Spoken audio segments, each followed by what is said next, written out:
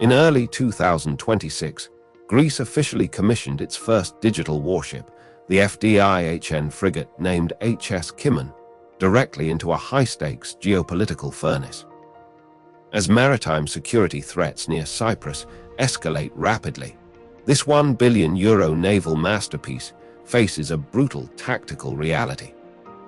On paper, this 4,500-ton powerhouse is engineered to lock down the eastern Mediterranean sky with the most advanced active electronically scanned array radar in Europe, the Thales SeaFire. Yet, leading global defense analysts argue that in a real-world clash, this cutting-edge vessel remains highly vulnerable to inexpensive saturation tactics.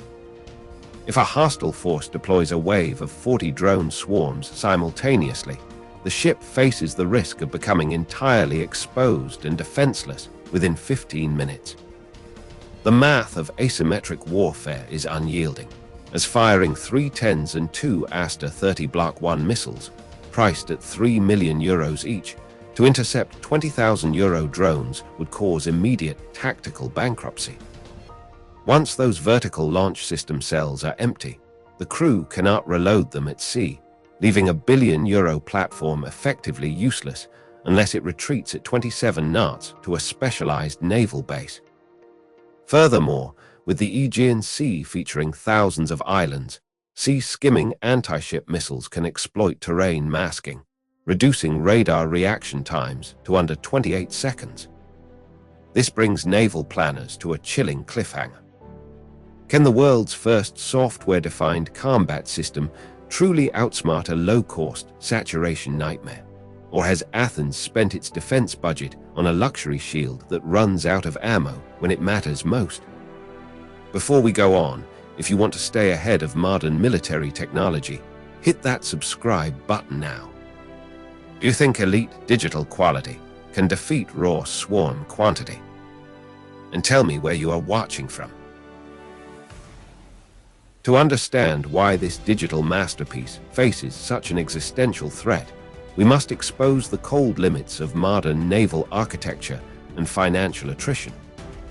The primary defense of HS Kimon relies on its Silver A50 vertical launch system, which carries a maximum capacity of 3 10s and 2 Aster 30 Block 1 missiles.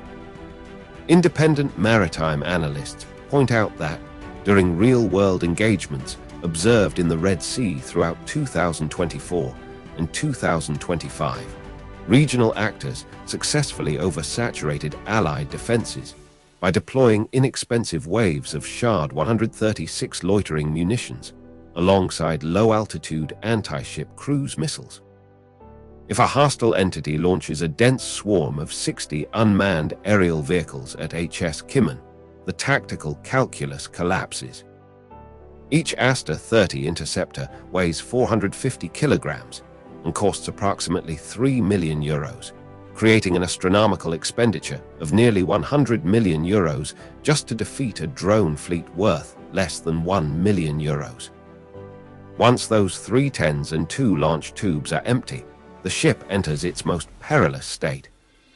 Because an Aster 30 missile is over 4 meters long, it is physically impossible for the crew to reload the vertical cells while the ship is moving on open ocean waves.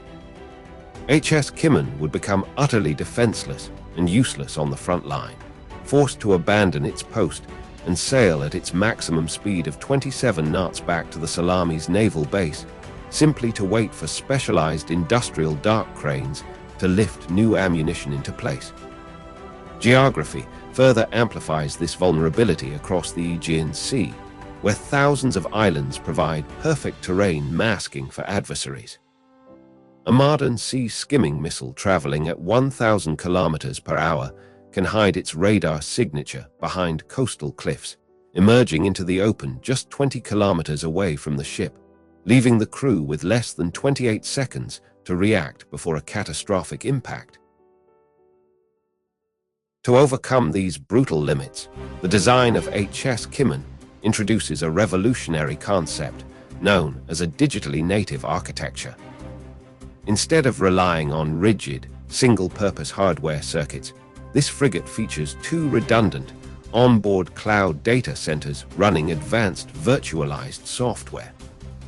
Under a strategic defense integration agreement finalized in May 2025, the Hellenic Navy can instantly update the ship's software algorithms to counter emerging electronic warfare tactics, much like a smartphone receiving an over-the-air update. This software backend powers the Thales SeaFire radar, an active electronically scanned array system utilizing 4 fixed, flat panels mounted on a central integrated mast. Operating in the S-band, the Thales SeaFire monitors the entire 360-degree airspace simultaneously, tracking over 800 distinct targets out to a range of 400 kilometers with absolutely zero mechanical scanning delay. To preserve its expensive Aster 30 Block 1 missiles, the SETI's combat management system automatically orchestrates a highly efficient, multi-layered defensive shield. At extreme ranges beyond 100 kilometers, the system reserves the Aster 30 for high-altitude supersonic cruise missiles and hostile aircraft. For medium-range threats, the ship shifts engagement duties to its automated Otto Melara 76mm super-rapid main gun and coordinates target tracking with Camcopter S-100 autonomous rotary wing drones.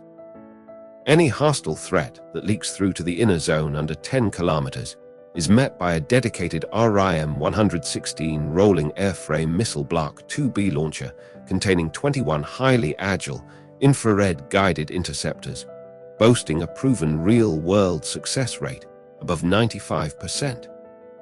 Naval intelligence reports indicate that as France delivers the second hull, named HS Nearchos, by late 2026, the Hellenic Navy will successfully establish an unyielding anti-access area denial zone across the eastern Mediterranean, fundamentally shifting the regional defensive balance.